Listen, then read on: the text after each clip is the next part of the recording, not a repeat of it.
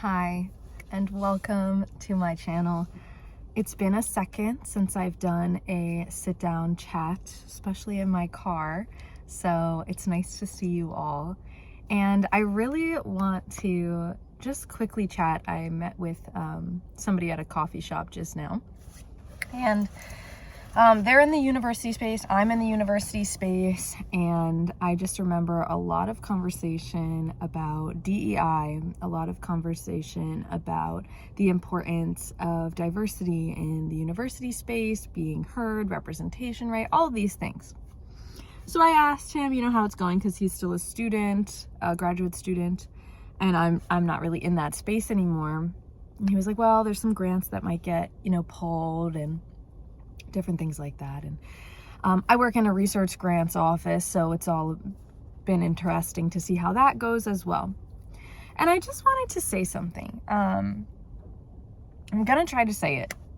I don't know what exactly the words to say, but this is gonna sound weird.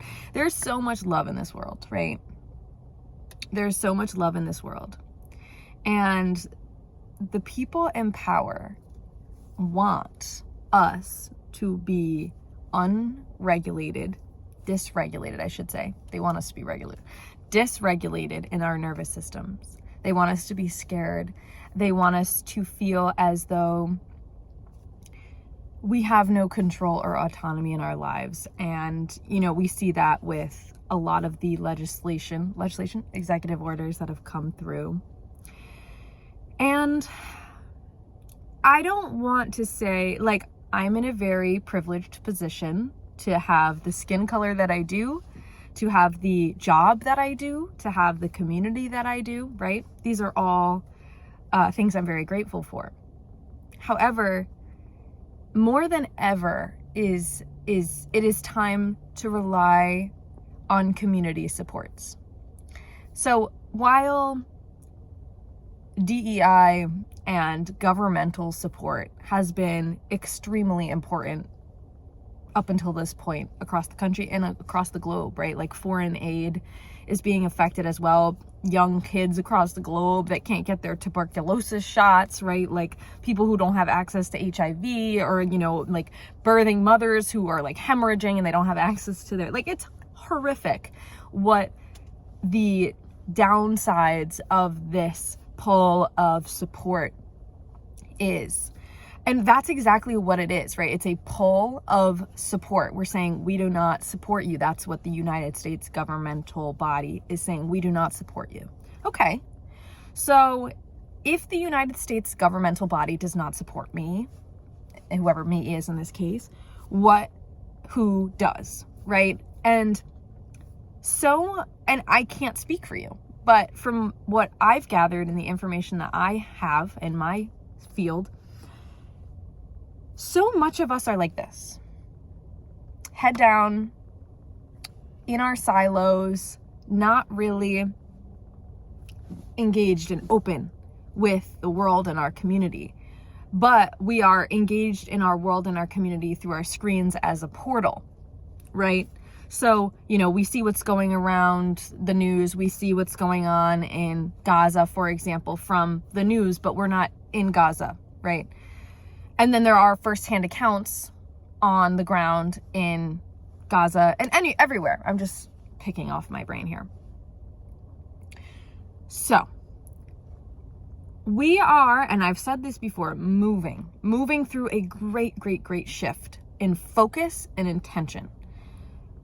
Yes, it is absolutely horrific what the United States government's pull of support for these really crucial initiatives has done and will continue to do, potentially. However, with everything, in the same way for growth and expansion of the self, capital S, when you pull support from somewhere, right? Regardless of the negative or positive, right? When you pull support from somewhere in your field, so if I say, you know what, I'm not gonna go to get coffee once a week anymore, that frees up my energy to do something else. You understand? So in the United States government sense, yes, they are pulling support from somewhere else and giving it to other people. Now, the morality of that, we cannot touch upon here. That'd be too long of a video. However, what it undeniably does energetically is leave space and leave room for new things. And then on the receiving end, right, so the coffee shop, right, that I go every whatever Saturday, when I'm not there, that leaves room for another patron, right? So there's room on two sides. There's room in my energetic sphere to do something else instead of go for coffee. And then there's room in the coffee shop for somebody else to sit, okay? So in that same vein, very loosely, metaphorically speaking, in that same vein, we are having a massive shift in support. Who supports me? Who is going to support me? Now, this is all under the implication that we need external support. And one of the things and one of my missions and goals in 2025 and lately has been simply saying, okay, I am not going to rely on external support anymore. And like I said and mentioned, my privileged position in doing that.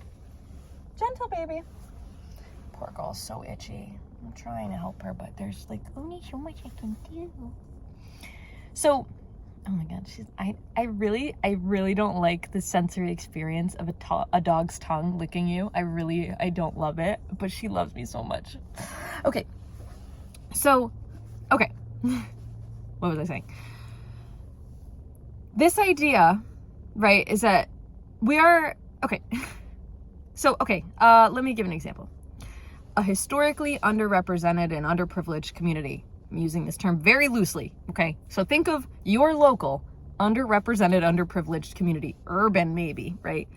Think about the initiatives that have been created through governmental support, through taxpayer dollars that says, you know, we recognize the underprivileged, underrepresented, underservedness of your community. We're going to support you. We are going to cushion you. We are going to believe in you, support you, put resources within you. But those resources are coming from a central stream, like a big brother. Let's call it a big brother or a dad, or like, I don't know why it's masculine, but the United States government gives masculine energy, right? So now communities are supported by governmental funding to do certain initiatives, whether it be, you know, help underprivileged human beings, whether it be, you know, food banks, literally whatever you can think of, right? In those initiatives, coming from a central source, what we've learned to do as a human species and community is rely on this central source, this waterfall. So what happens when the waterfall gets turned off? How do we get our water? That's really the theme of this year, is like, we have been reliant upon these systems, so much so that we have given our power away, right? So there is absolutely value in serving human beings and communities that don't have resources. That's called resource sharing, right? Resource sharing. But the funny thing about the whole experience is that rather than communities going hand in hand and saying, I love you, you love me, like Barney, instead of doing that, they said, this isn't fair. We need help from a rich guy up here, basically. You know, and that's really how our economy is built. It's like, let me get help from a rich guy up here to funnel money. And then what do you know? He has 10% equity in your company, right? So the United States government is serving as an investor in underserved human beings' lives, right? And a supplement to their wellness and their well-being and their resources, okay? Now, there's also a stipulation with that which says somebody has to decide what you get. Somebody has to decide what you deserve, right? And that, up until this point, has been, you know, food, water, shelter, whatever, under these specific guidelines. A good example is like nutrition policy, right? Like in schools, in public schools, we get served specific food based on nutrition guidelines, based on the system of nutrition that is done by the doctors in government, okay? So we have all been puppeteered in many different ways from Big Brother government. So from that lens, we can see how a drastic shift in government support would be both detrimental to communities who rely on that support to live and survive, okay?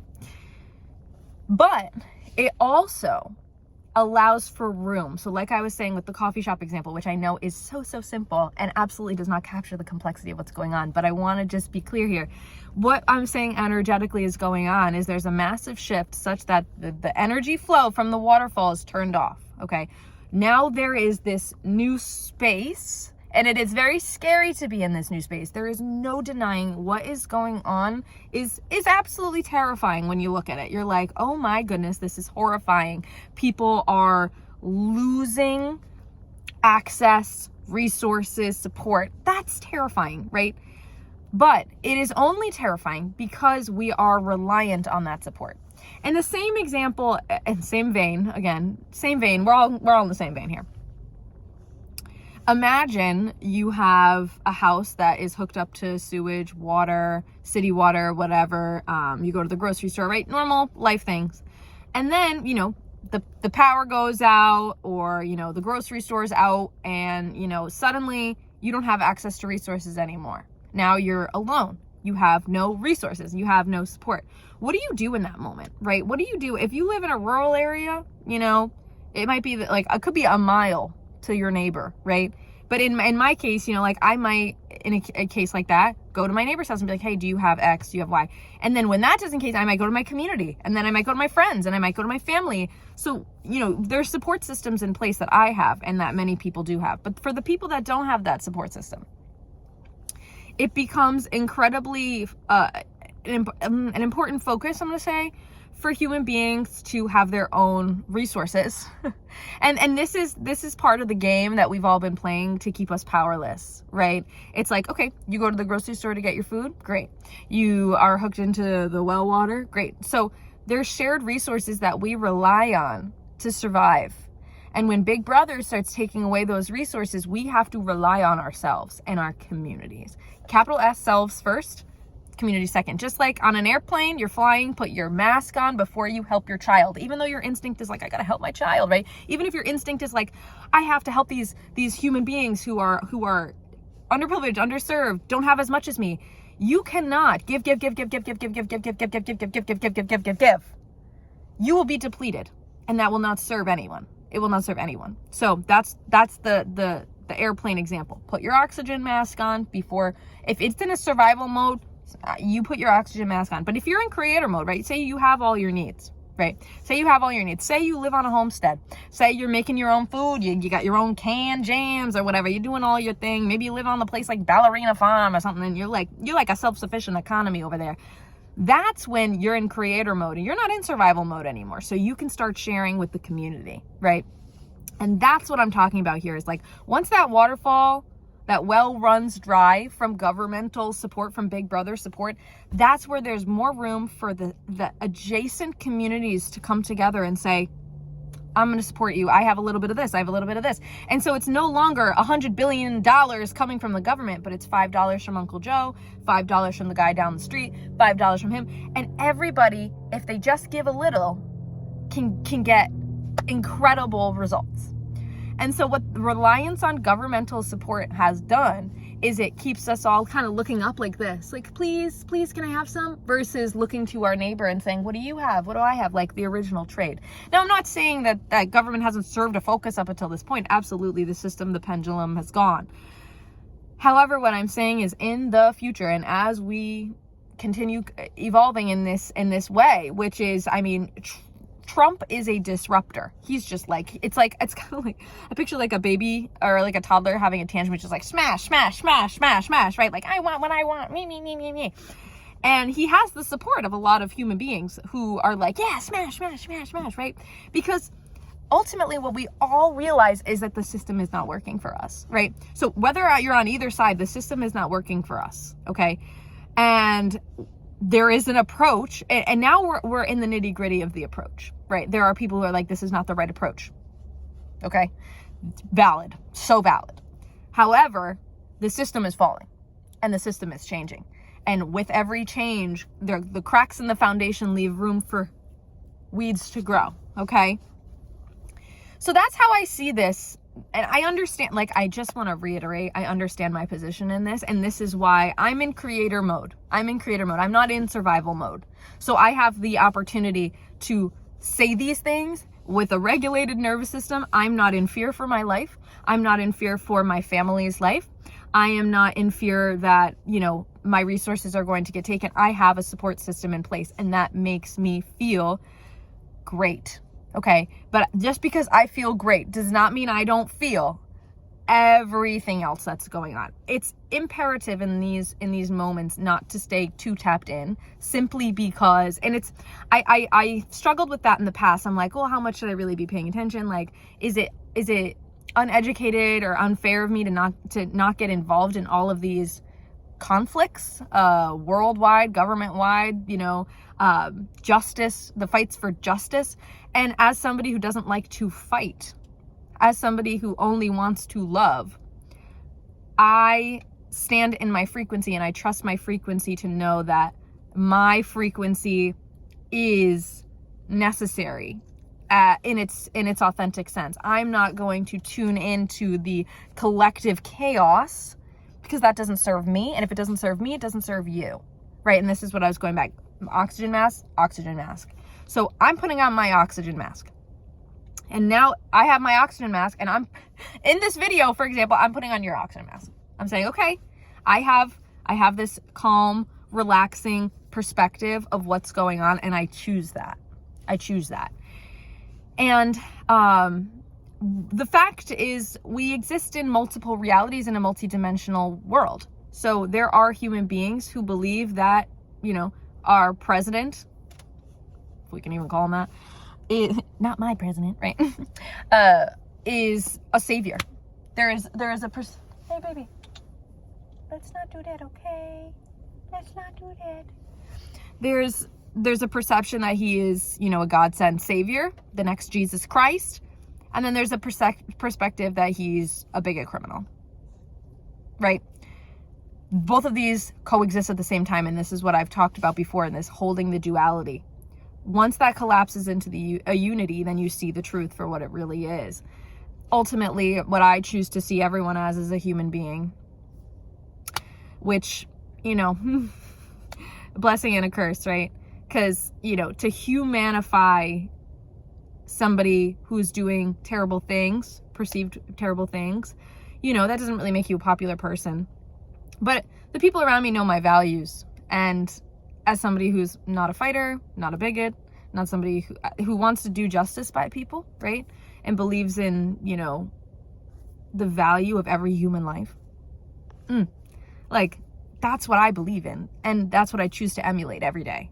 And that means the bigots, and that means the saints. So I trust that the energetic global shift that's happening right now is necessary. And I there's a beautiful human being who I watched her video. Her name's Mary.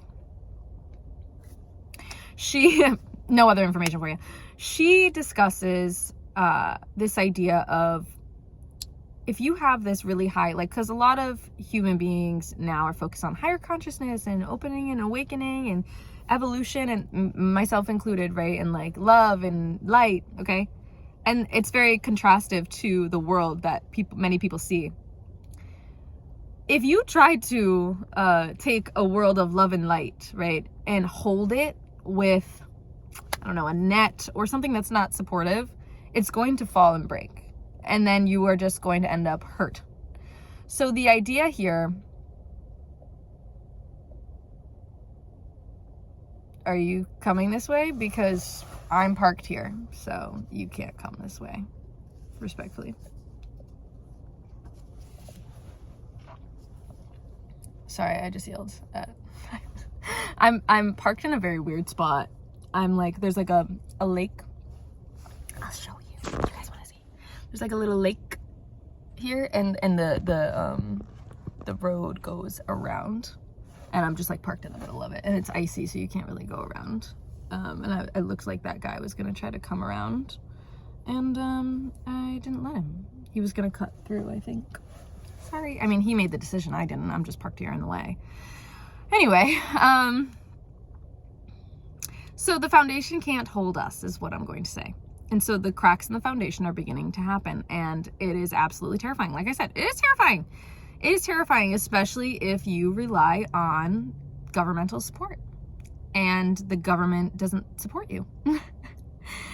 That's the facts. But the fact of the matter is, in true Joe Biden terms, and the fact of the matter is, we are human beings, you guys. Like we can focus our attention to the bigotry of the United States government and the people in power and big day. We can absolutely focus on that. That's not what I'm going to focus on, but you can if you want. That's your prerogative. Or we can focus on the fact that there is so much beauty and love in community and coming togetherness. You know, it's like the aftermath of the hurricane in North Carolina, Asheville.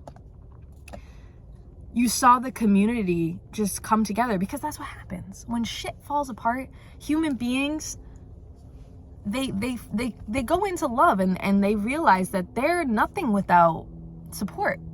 We are nothing without each other. You know, like, we are all interconnected, and we are all interconnected. I wouldn't be here if it weren't for you, right? This video wouldn't exist if it weren't for you.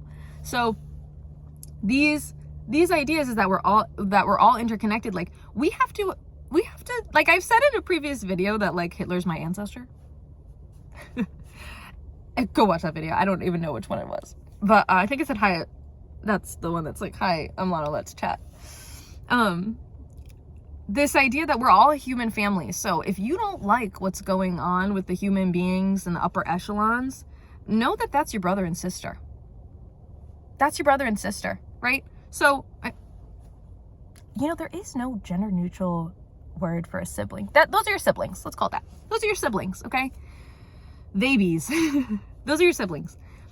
And what happens, like, and if you think about it how I do, we're all one human family, and there are people dying across the globe because of things that daddy or mommy or brother or sister or sibling are doing, are you going to give into it and yell and scream? And of course there's a place for that. Of course there's a place for that. Like, for example, let's do a real metaphor. Say somebody in your family has an axe, okay? And they're about to chop down a tree. And this is a beloved tree of yours. You don't want them to do it. You could run up to them and take the axe, at risk of you, at risk of the other person, and, you know, everything.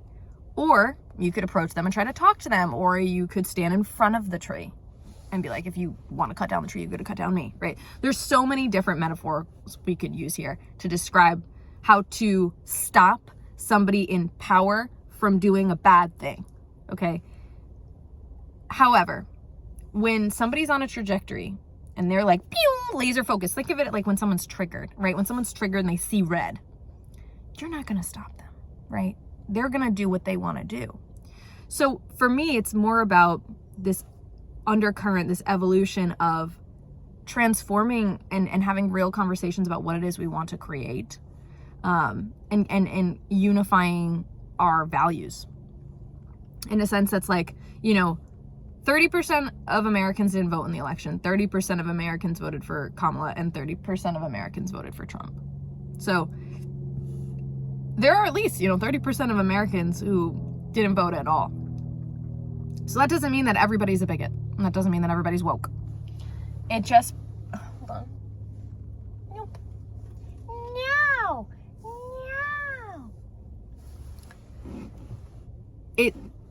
There is more to the story here. And I guess that's what I don't really know if I've said anything comforting in this video, but like I said, there is going to be an increased reliance on community support. So if the well runs dry, rather than, this is such a thing to say, but rather than panic, right? Like I was thinking the other day, I'll give you an example. I was driving home yesterday and I was thinking about it because I have a feeling, just an intuition, that at some point in the near future, the Wi-Fi and the cellular is going to, like, we'll have power perhaps, but the Wi-Fi and cellular might go down.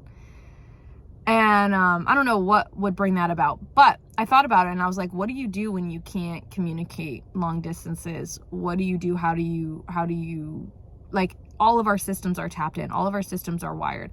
So what happens when you have to rely on community? What happens when you have to rely on your immediate surroundings? And this is the way we used to be in a very primitive sense, and some communities still live like that. And I imagine it's very different.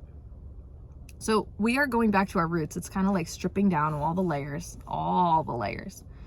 and saying what's left. Like, who are we at our core? And I don't know about you, but in English class, all we read about was like good versus evil and like the nature of humanity, and are humans good or bad? Like, of course fucking humans are good. Why are we even having this fucking conversation? Like, I'm a little bit annoyed at the fact that, you know, that was a focus of our curriculum, right? Our state mandated curriculum.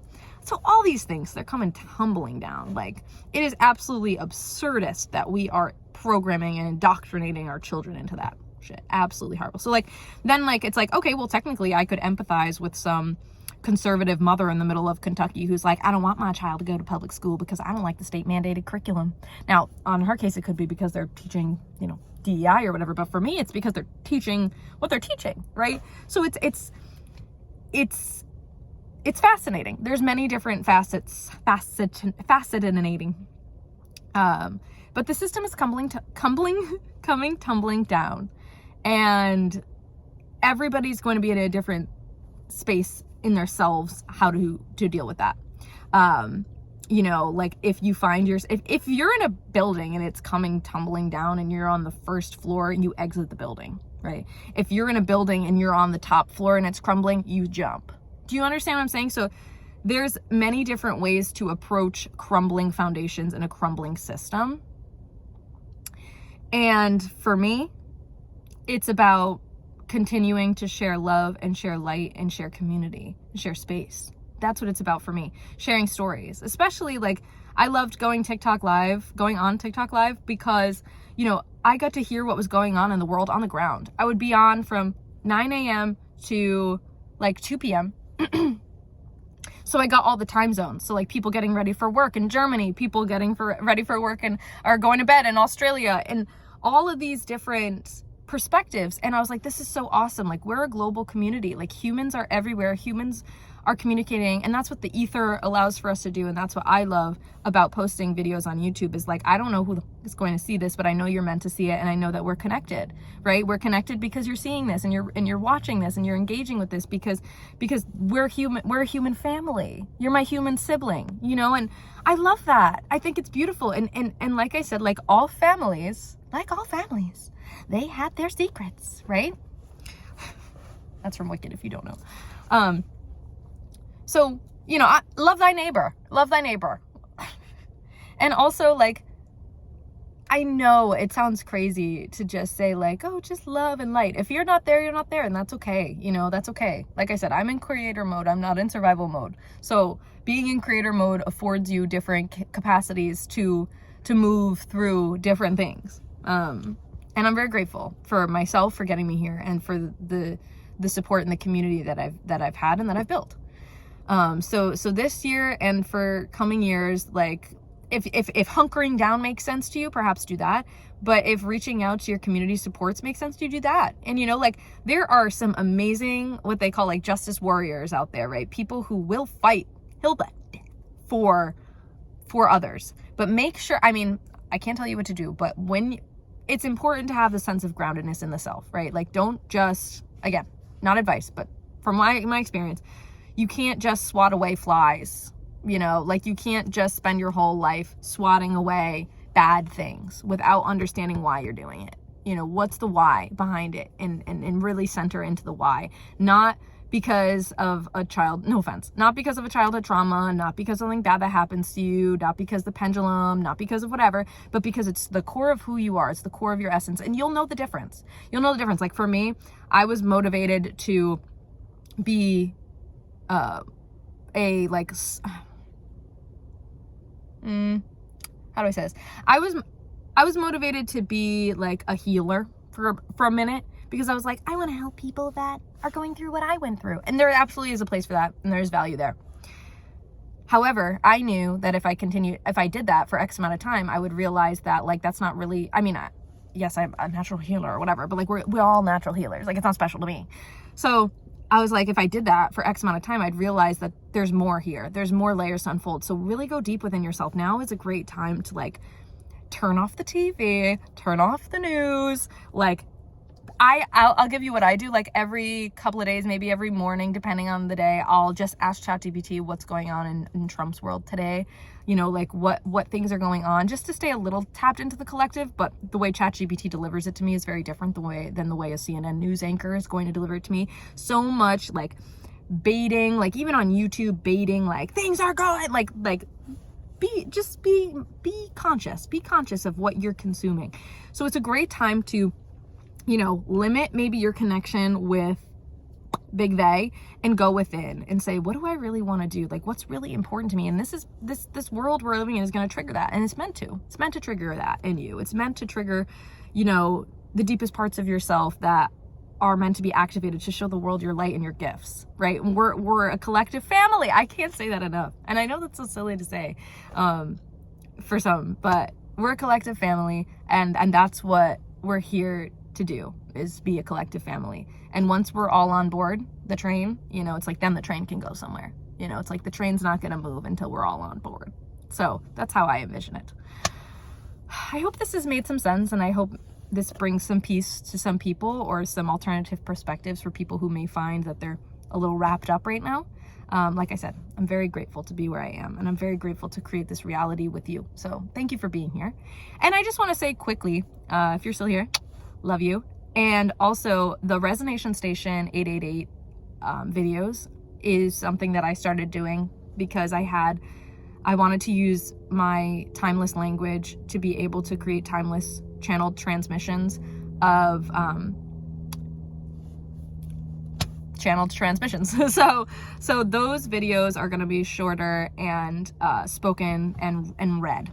So it is like a script. Like I do channel and curate that experience in a particular way intentionally. These videos are obviously more talking, and I love these, and I love connecting with you in this way. It feels a lot different than, you know, Resonation Station 888. Resonation Station 888, I am just a mouthpiece. I'm going to say that. Like, I'm just a lead vocalist of Resonation Station 888, a guide, if you will. And I like to think of Resonation Station 888 as a frequency band that you can tune into to enter the timeless now and remind, you know, your consciousness of the timeless now. It's meant to just be a little calibration, and it can take you to a deep place. It's not really that little. I probably shouldn't say little, but I really love doing that, and I think it's really cool because I know it will attract the people it's meant to attract, and I want to attract those people. I want to connect with people in the timeless now. You know, time is not linear, and we have been in theme of this video, you know, trapped in a matrix in many ways, reliant on certain things, and so by doing this, I feel like I'm empowering myself and hopefully empowering you to enter the timeless now in a place of self-authority and the ability to guide your own knowingness in a way that maybe you haven't before, or maybe you're remembering, right? The whole idea is that I'm not teaching you anything, I'm revealing what you already know, and that's my philosophy through and through. I'm not teaching you anything, I'm revealing what you already know, because humans have a consciousness that we all share, you know? We're all just sharing. Sharing is caring. I think that's the theme lately. Sharing is caring. You know, what you give will come back. What you give will come back. So trust that. All right. I love you so much. Thanks for being here. I'll see you next time.